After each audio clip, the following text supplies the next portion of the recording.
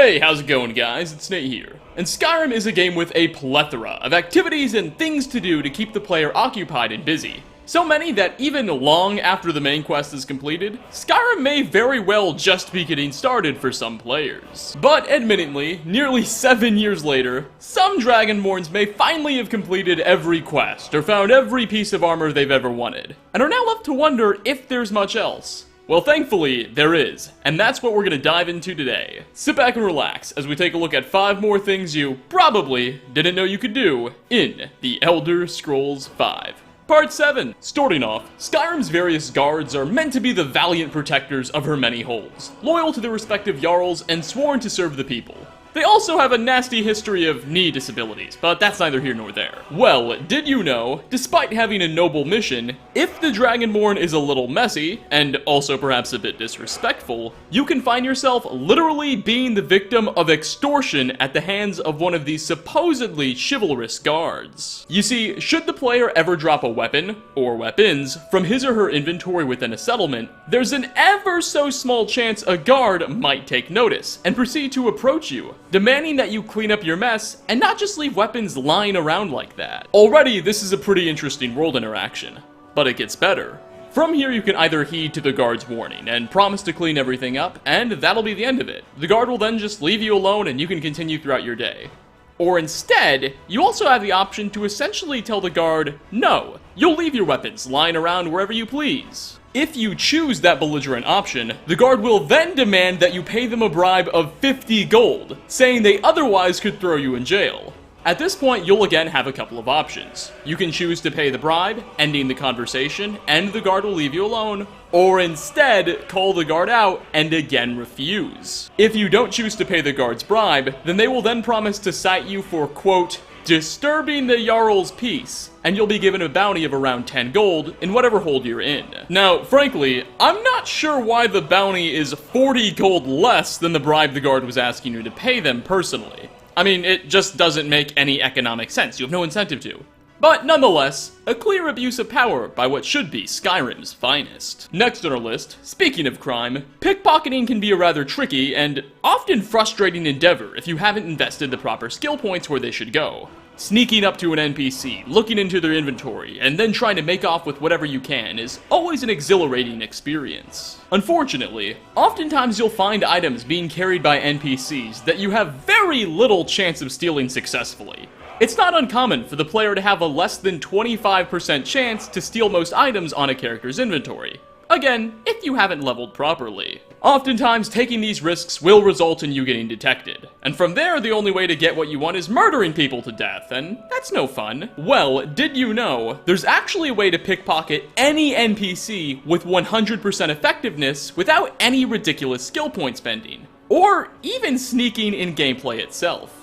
This is because characters affected by the paralysis spell are actually treated as containers. You can probably already see where I'm going with this. Should you paralyze an NPC, while they're still under the effects of the spell, approach their paralyzed body, activate them, and you'll be taken straight to their inventory, where you can take literally any items you want from them without any penalty whatsoever. It won't even be considered stealing. And of course, since this isn't technically pickpocketing, you don't have to worry about your attempts to take an item not successfully working, because again, as far as the game cares, that character's basically just a chest. Now, in fairness, typically when paralyzing a character, you'll almost always immediately be detected and then given a bounty. So if you're trying to be stealthy, perhaps traditional pickpocketing is still the method you should stick to. That said, this tip is still extraordinarily useful, especially in combat situations, as you'll be able to paralyze an NPC and literally disarm them before they get back up.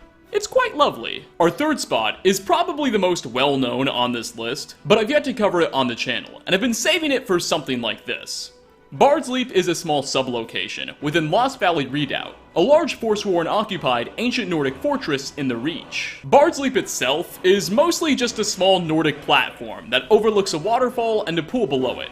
It eerily seems to allude to a diving board. Should the player simply find this to be way too tempting and irresistible, and decide to take the leap off of this platform into the water below, you'll soon be met by a ghost as you leave the pool after you've completed your dive. The spirit's name is Azadal, and he's clearly of Redguard origin. He'll proceed to inform you that many people before you have made the same jump, but simply weren't lucky enough to come out of it all alive, himself included.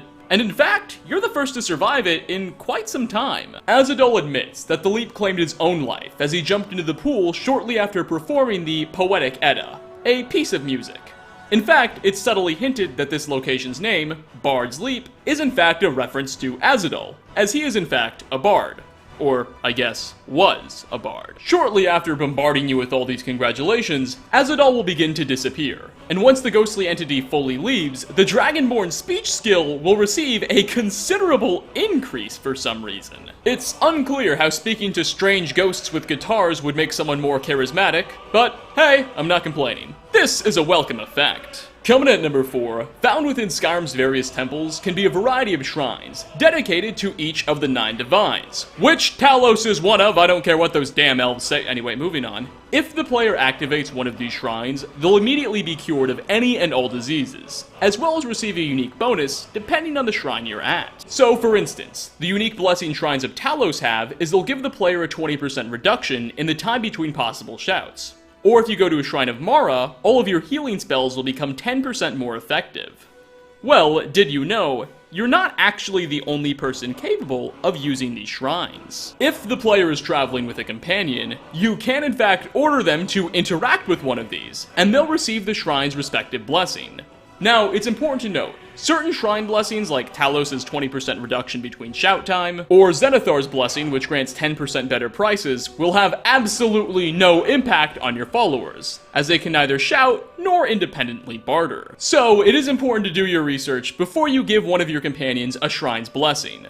Personally, to me, it seems like Arce's plus 25 health points blessing makes the most sense to give to a companion, especially non-essential followers, but that's just me. Furthermore, if you're on PC, you can take this all a step further, as technically any NPC in the game is capable of receiving a blessing. They're just programmed to never use the shrines. However, console commands can fix that problem. Just make sure you keep in mind, only one shrine's blessing may be active on a character at once, so whatever you do, choose very wisely. And finally, last on our list, High Hrothgar is the most elevated building in all of Skyrim. Sitting just a short distance below the throat of the world, it serves as the home of the Greybeards, a legendary order of famous masters of the voice, who serve the player as strong allies throughout the main quest line. But should you not be in the best of moods and decide to turn on these helpful monks and attack them, the Greybeards will fight back, using both Ice Form and Frost Breath shouts as their primary weapons. Now, here's the thing. The Ice Form shout is essentially just a modified paralysis spell with a different animation. It in fact literally uses the same effect in the game's files. Now, as we've established before in a previous episode of this series, one of the advantages to being paralyzed, there's not that many, is that while under the effect, actors are completely immune to fall damage. This carries over to the effects of the Ice Form shout too. So, some players have made it a bit of a game to take advantage of this fact, as should you successfully manage to get a Greybeard to use the Ice Form shout on you, freezing you while you're standing on the edges of High Hrothgar, you will tumble down the entire mountain without taking a hint of damage. This can be a very amusing experience, as it's quite a long fall and you can oftentimes pick up some serious speed and momentum when going down. Oftentimes, you'll find yourself spinning sporadically as you just gain more and more and more speed in your tumble. Generally, this will also produce some lag depending on your machine, but that's a price we're willing to pay. So, if you're ever really bored in Skyrim and perhaps a little bit angry at the Greybeards, simply give one a smack, run to the edge of High Hrothgar, and wait for the fun to ensue. But with that, we are going to wrap up 5 more things you probably didn't know you could do in The Elder Scrolls V. Which of these on this list were your personal favorites? And what activities in Skyrim do you know of that I've yet to cover? Leave a comment down below. All pastimes are welcome. As always, like ratings are very much appreciated. Thanks for stopping by, everybody, and hope to catch you all in my next video. Peace out, everyone.